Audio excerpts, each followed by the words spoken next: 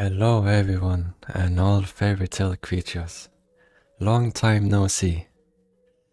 So it seems like by some miracle we are getting a fundamental update to the game, which in this case is just a balance patch. So let's talk about it, shall we? And when I discuss and talk about this patch is pretending it will go live. So that's how the feedback will be formulated. So first off, we have no longer swapping passives, which is how it should have been from the beginning, obviously. And no longer is it relevant to hot swap between wolf speed passive and your wolf forming in PvP or something. So right now it's more valuable to put a wolf form speed passive in, as it will force any player not having the same passive to rely on horse to catch you if you wolf form. Well, yeah, it's something. There's some bug fixes here which fixes the instant triggers of consume effects on targets that are not affected by anything, such as insta-freeze. So this basically nerfs cold snap a bit, but even then it's still fine. Fix the bug and all kinds of bugs here, not so relevant. So in attributes we have nerfs on mage related stats and above to physical. This is nothing too major, so it's kinda okay, but we will talk more about this later. So on corrupted, there is a bit reduce on charge gain and attack speed, but notice how there's no nerf to movement speed. So it's true here that there will be less shadows, and they no longer break CC effects. But unfortunately for freeze spells is that when you freeze an enemy, the ghost will hit the player and break the freeze shield, and then it breaks the freeze anyway. So a little bit of a bummer for freeze, but it's still an improvement. And let's see.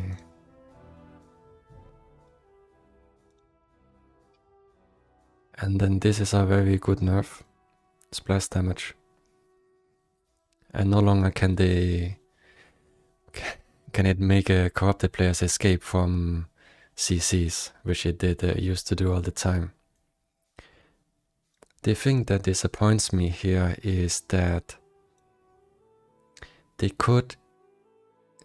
thing is, if the corrupted player plays really well and just doesn't get hit by his ghost and doesn't get hit by the splash damage, it's still ridiculously strong. The ghost, they can hit the enemies, they will be super fast still and just have a buttload of good stats from a secondary blood. It disappoints me to not see, for example, that on line 1 or 2 of Corrupted, it has some text that says take 10% bonus damage from all sources outside the Oakville, basically, or something, you know? That damage increase should be on the 3rd or 4th line or something, so it's like properly punishing to get the steroid stats from Corrupted. So right now it's like just a brush nerf, assuming that they play well enough to not get punished by the splash and shadows. So I am not completely satisfied with the Corrupted nerf, but it's still a very good step in the right direction at least. whatever. Draculin has been getting the axe. So on first, second, and the third line and the fourth line, all a decrease.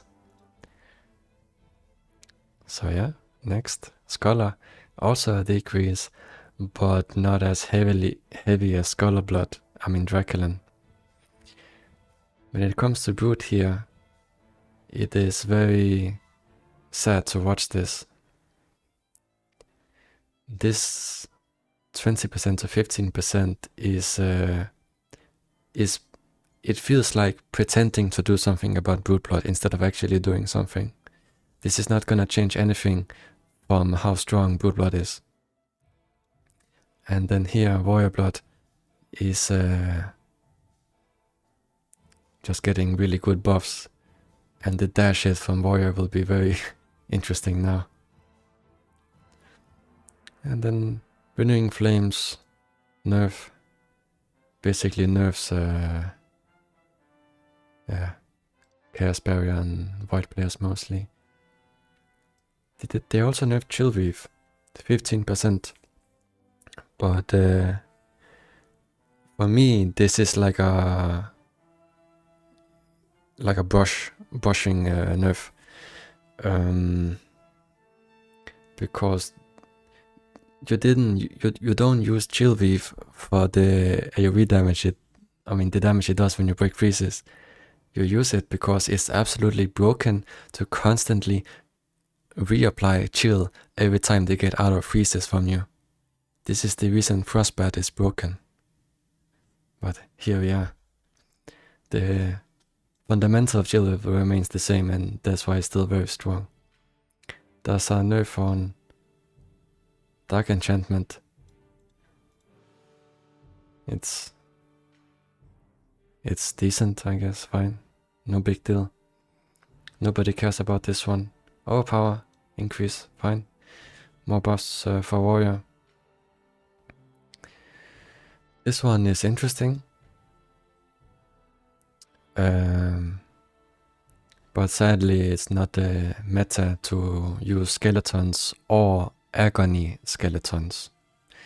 In raiding they can probably be agony skeletons in raiding can maybe be quite interesting, to be honest, but you know, we have yet to see this properly get applied in open world at all. Nobody uses skeleton builds there, good players. Hunger for power seems very, very good right now. Almost too good to sleep on, to be honest. Because 20% damage increase for 5 seconds?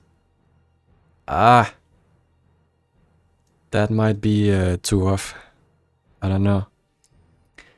Imagine you can, by some miracle, have the perfect lineup where you have condemn and let's say expose armor, anything. Condemn, expose armor, and then you get another 20%. So you can imagine the burst potential if someone uses their 5 seconds very good. And also the movement speed is like very amazing as well. So this just seems like a must pick, to be honest. Blood White has been gotten the axe. A very big appeal of Blood White was being able to be invisible and then do a unpredictable attack to keep the enemy guessing. But now that opportunity has been removed apparently. And then number nerf here, 10% nerf here, 20% nerf here. So that's rough. The way I see this counter right now is it being basically only a physical counter now, I think.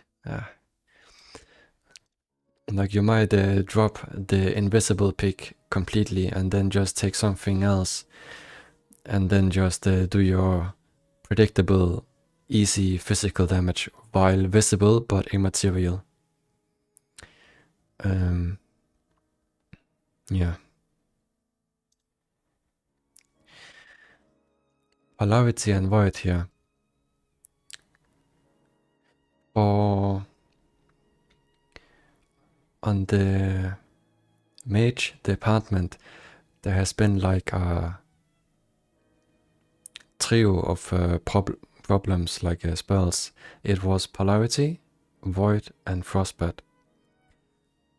All three of them really deserve proper nerfs, because they were just absolutely stupid to play against in general.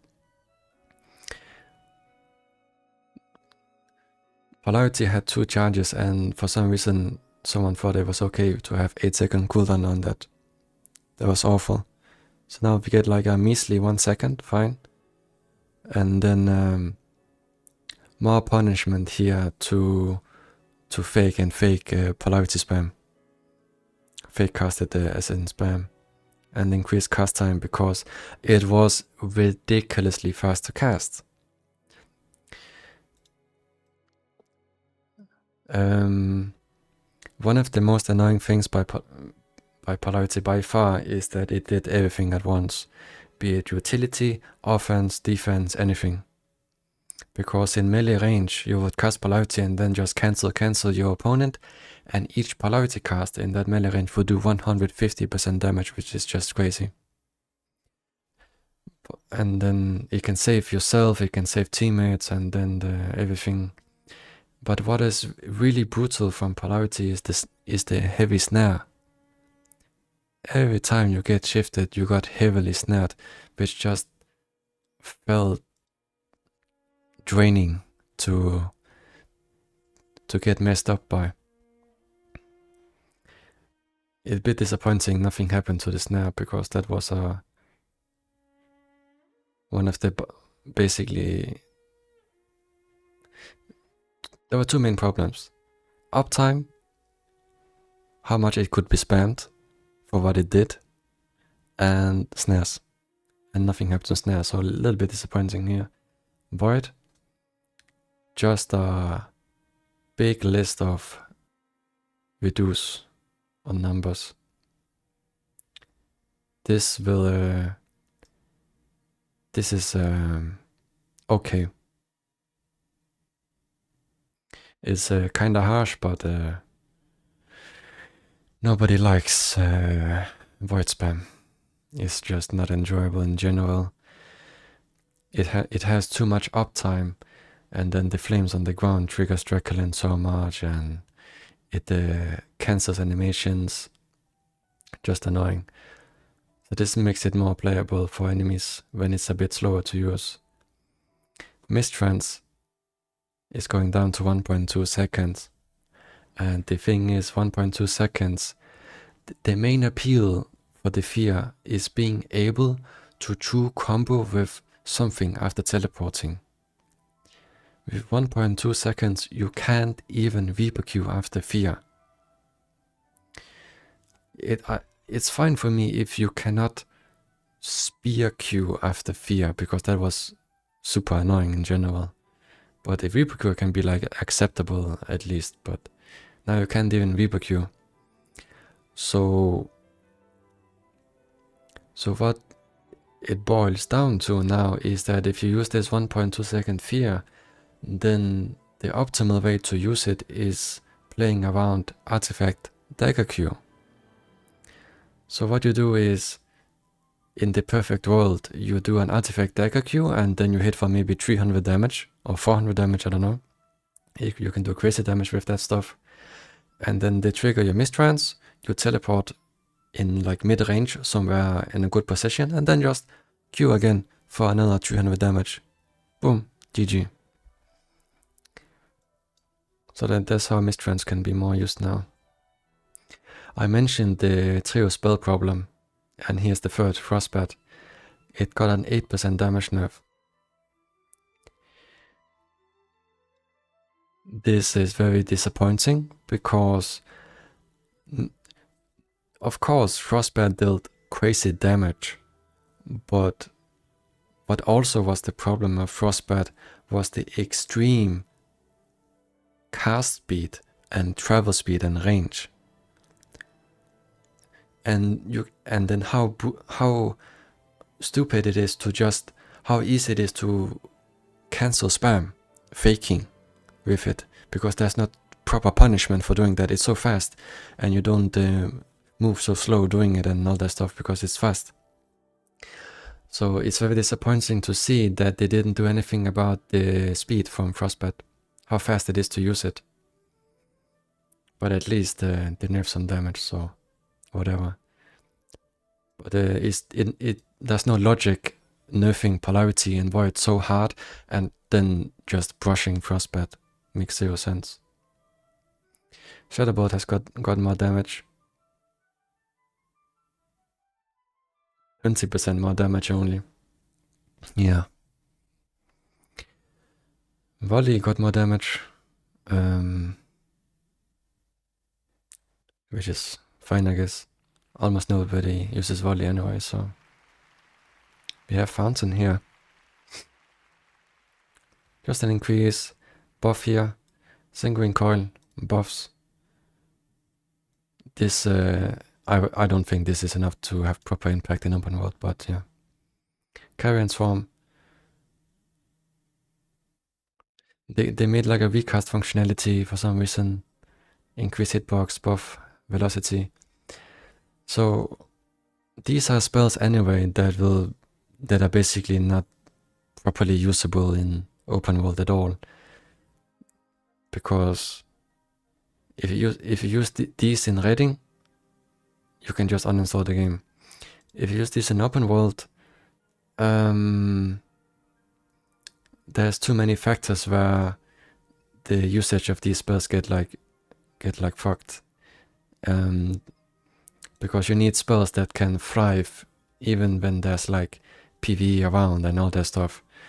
Sanguine Coil is like really relies heavily on like clear ground, clear sight. It just does not have enough impact compared to alternatives.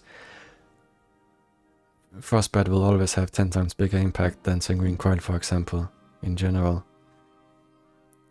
This one right here on Reign of Chaos is completely brain dead. Reign of Chaos only had anything to do in raiding sometimes when because AoE spamming from the defender side in raiding already is such a big problem. So there's nobody in the fucking world asked for a damage increase on Reign of Chaos. AoE spam is already cancer enough in raiding, so no need to make it worse. Nobody uses this in open world anyway. So this is just no IQ. Soulburn. Very nice. I think this is completely fine. Just buffs all around.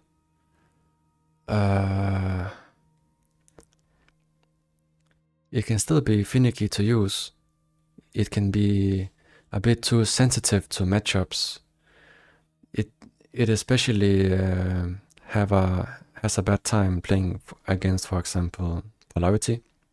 So yeah, that's the unfortunate part of some possible spells for PvP in this game, is that they can be so matchup sensitive compared to other spells where, for example, Polarity or Bad or many typical spells for PvP that just didn't care what matchup it was. It could perform well anyway, no matter what.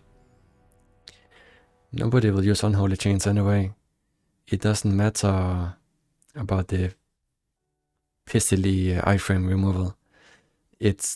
There's too many responses to just cancel the Unholy Chain completely, so it doesn't finish. Any stagger, any void stagger, or many things, freeze or polarity, anything just cancels. There's too many answers for this to be viable. Spectral Wolf has gotten a buff. Nothing about damage or anything, so interesting. It might be seen more after this. Cyclone is still very sad because apparently SLS cannot not understand the fundamental problem of it. It is because in PvP it will basically only hit one time max, like one time, and it only hits one time as a projectile. It's not AoE anymore. They could, when they changed the way it spins and stuff, where it basically only hits one time, they could just have kept it as an AoE, to be honest. But no, they chose projectile, and then who gives a shit even if, when they make these buffs? It just cannot have enough impact in the slightest. Maybe when it needs a rework to be decently considered. Frostlance's damage increase. Yeah. It's something. Who knows if we will see more Frostlances or not. Because the fundamental of Chill Reef and Frostbite still exist. So Frostlands doesn't seem so tempting because of the constant re-chilling, which favors Frostbites. Tendrils. Cast time. Fine. Tendrils' worst enemies were fast spells, which basically boil down to mostly, let's say, Void, Frostbite, and Polarity. Tendrils was so slow, it struggled against those matchups because it needs a lot of time to use, and if they can just very fluidly and quickly use their stuff, then you get countered heavily. So now with the Polarity and Void nerf, it indirectly buffs Tendrils a little bit, but Frostbite speed is still the same. So if you use Tendrils against Frostbite, then good night. And then of course, Tendrils is way too matchup sensitive. If you're playing against double counter or whatever, there's so many things that can go wrong. Mosquito buff, because why not? Not too bad, not too shabby.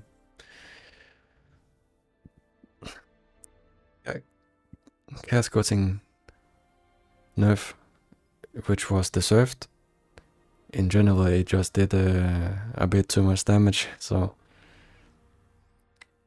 as far as I know, Blood Coating does some damage when you hit. I can't remember how much it is, it may be 20-30%. And then now it will also apply Vampiric Curse for 50% damage. And then what's especially interesting is you get healing ups just for yourself now. So this makes it super interesting now, and might be much more visible in the meta.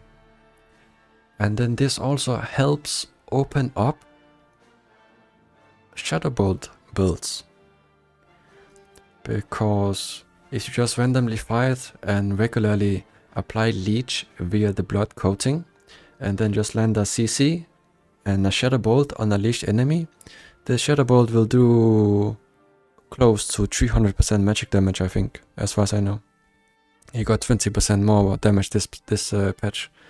So you can hope to do some nukes with Shadowbolt now.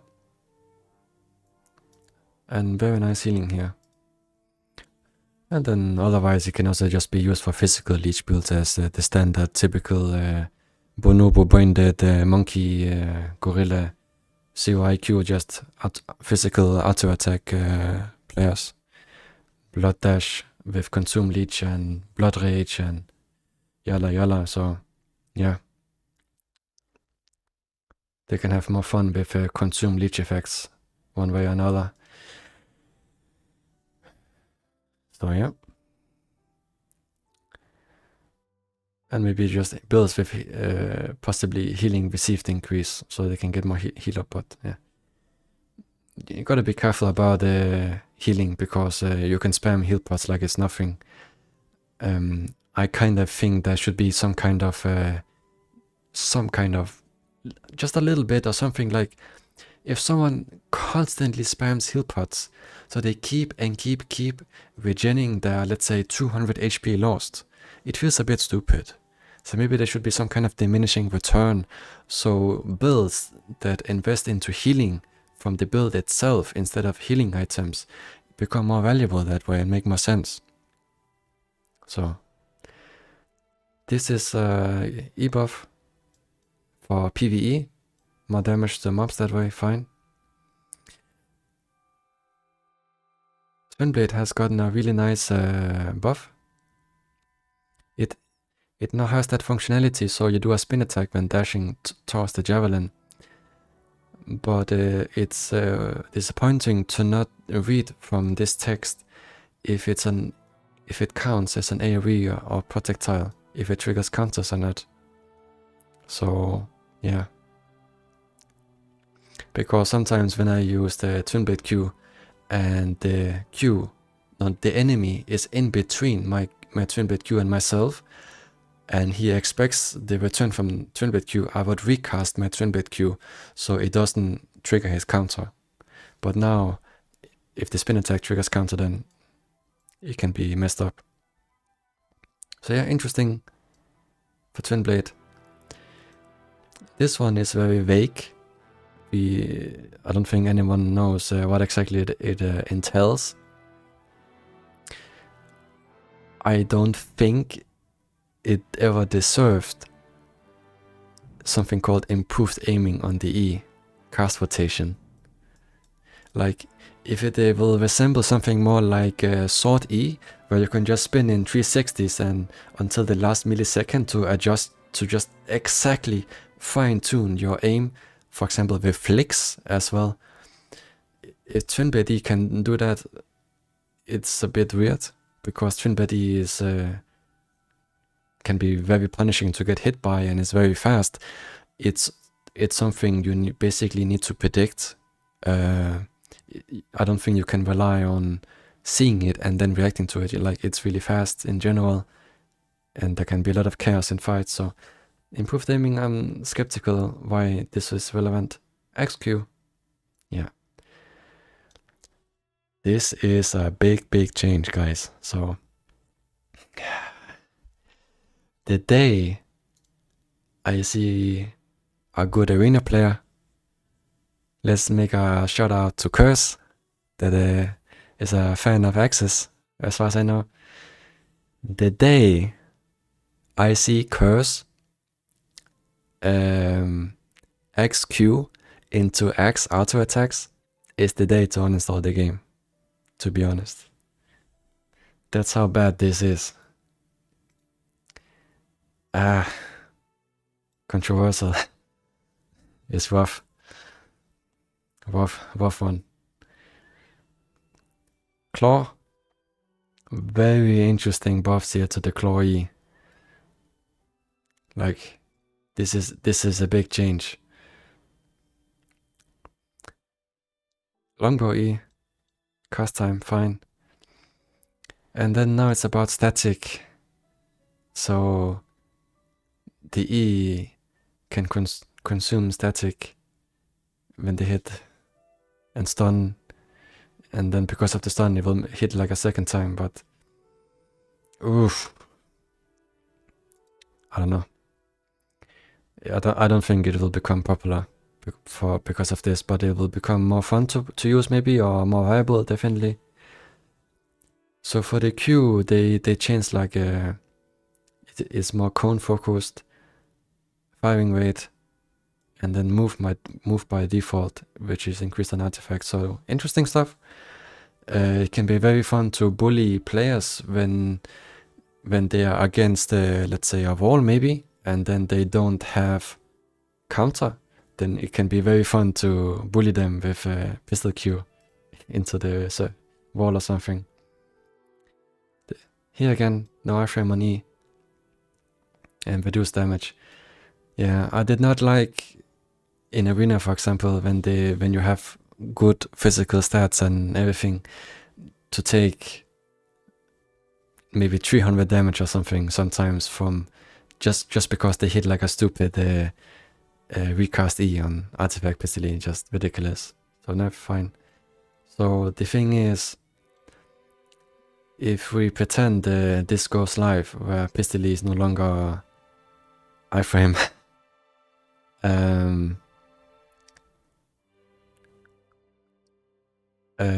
I would say that it turns into a claw meta, where you rely on the claw E instead of Pistol E.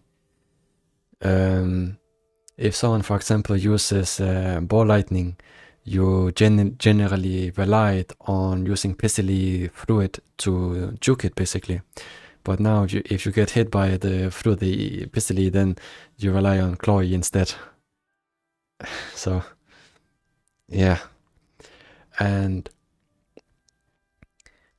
a very big part of the game is using Pistol E to escape merciless charges after they push you. So, and you cannot claw E, as far as I know, out of merciless charge. So that's a GG.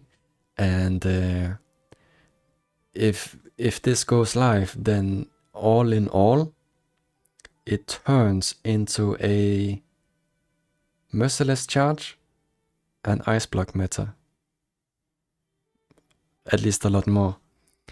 If you're doing a fight and you both have merciless charge, then it's like, who can land merciless charge first?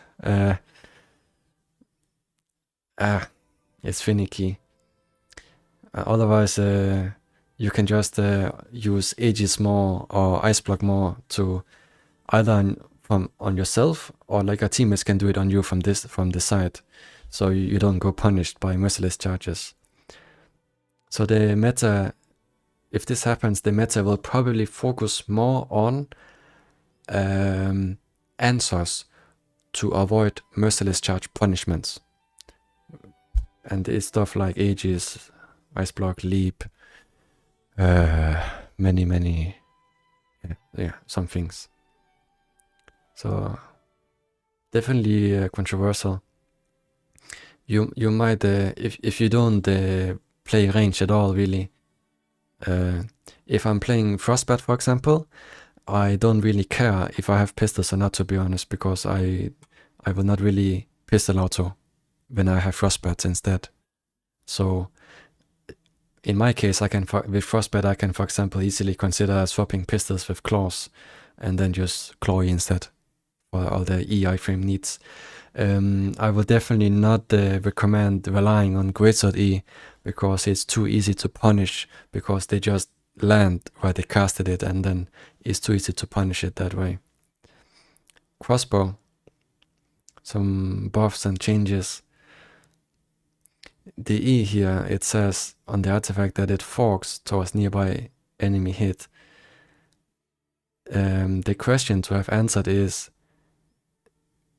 well, my qualified guess is that these forks, they will have the same properties as the main snapshot E, so they also stagger and cancel and all that stuff. So it can be interesting to have this spammed in a squad, maybe. Interesting for sure. I don't think it should fork toward nearby enemies, like towards them. It's fine. I think it's fine if it just makes the default fork in a specified angle, I think.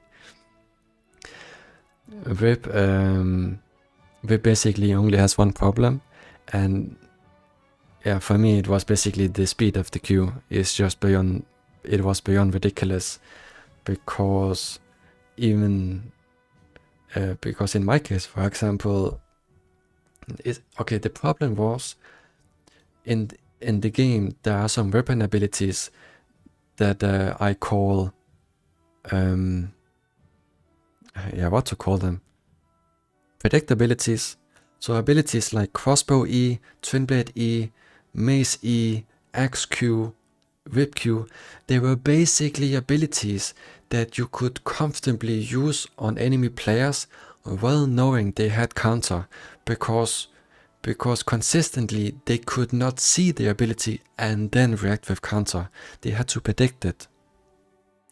So now, this is a very good change to increase the cast time by 100 milliseconds here. Very good change. Very, very nice. It is invaluable to have a Q mobility ability that moves you through obstacles and mobs. Because if there's mobs and you really need to move with the Q or something, or enemy players, you cannot grisot Q. You're blocked. So that's why Whip Q was extremely strong as well.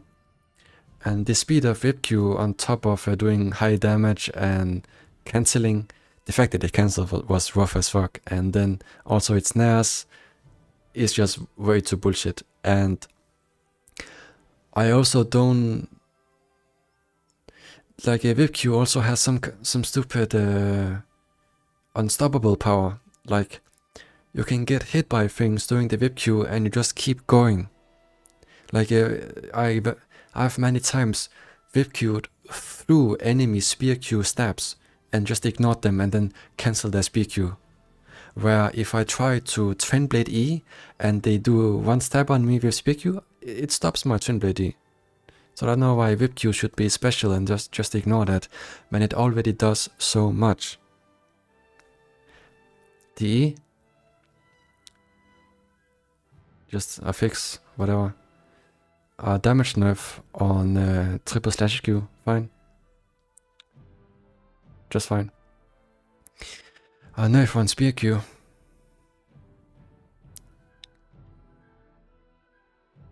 Cooldown and the range. Well, it is something, and it makes sense to increase the spear Q cooldown, because while you are spear Qing someone, your cooldowns are ticking, and the enemy cannot do anything about it. So that's why it makes sense to make some kind of compensation by increasing cooldown here. So yeah, spear Q will still be used the exact same way as before, so it's not a big deal. So now we're at the end of the patch note. So now kind of quickly it's just about talking about the big picture about all this. As usual, there are some PvE plebs that just like, how dare you kill a mage, how dare you nerf this and now it's useless, we cannot this and this. And all in all, who gives a fucking fuck, bro? Like, what the hell? Like, for PvE and the casual players, nothing has changed, bro. Even if with these mage nerfs, nobody gives a damn. Because PvE will still be very good with Draculin and all that stuff. Like, it doesn't matter, bro. Like, nobody is not relevant for PvE at all. Complaining about the nerfs doesn't matter. But for PvP, which is the real game, of course, guys, let's be real here. Fuck the PvE players. So the patch, all in all, is about nerfing mage, and then they buffed physical.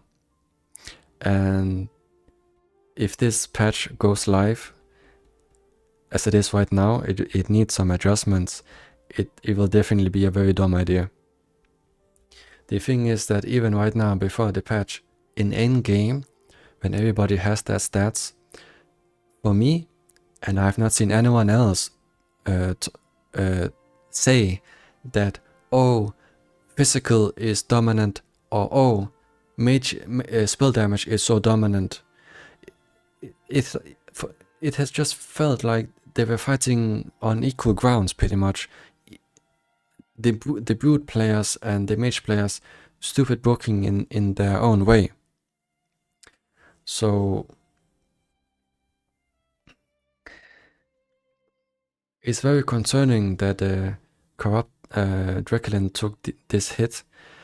For mages, it pushes them a lot more towards builds that don't really use Draculin. So for example, Arctic Storm and general Scholar builds, Scholar and Mutant and and just builds that didn't really care that much about Draculin, they look in a much better spot now.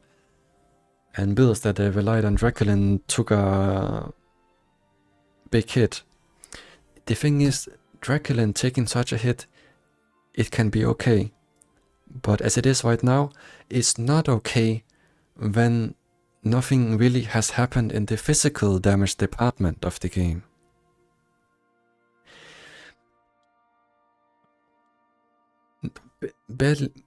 Like something needed to happen to Brood, something proper, and then Warrior has been getting a noticeable buff. So what this balance patch just does is shift the balance to the good old days, basically. Well, not good days, honestly, but you know what I mean. Like all the years of physical dominance, it feels like it's just going back to that right now. So warrior builds especially will just be so much more present than they are now, and then you will see less Draculin, also because Void and Polarity and stuff got hit hard. Frostbats should still be very much viable, like very much. So all in all, when physical and spell power basically fought somewhat equally, like basically equally in endgame with stats, and then just hitting mages and not really doing something to physical, just do it. So there should be proper compensation for the mage nerf on the physical side. Right now that is not enough. And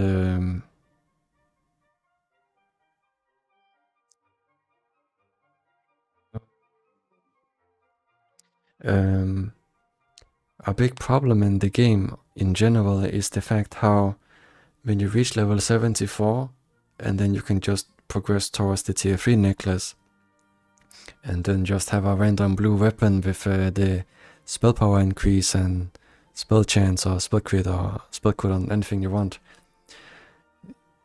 It's a problem that you are so early in the game doing end game mage damage, where the physical players only have, for example, Dark Silver weapons.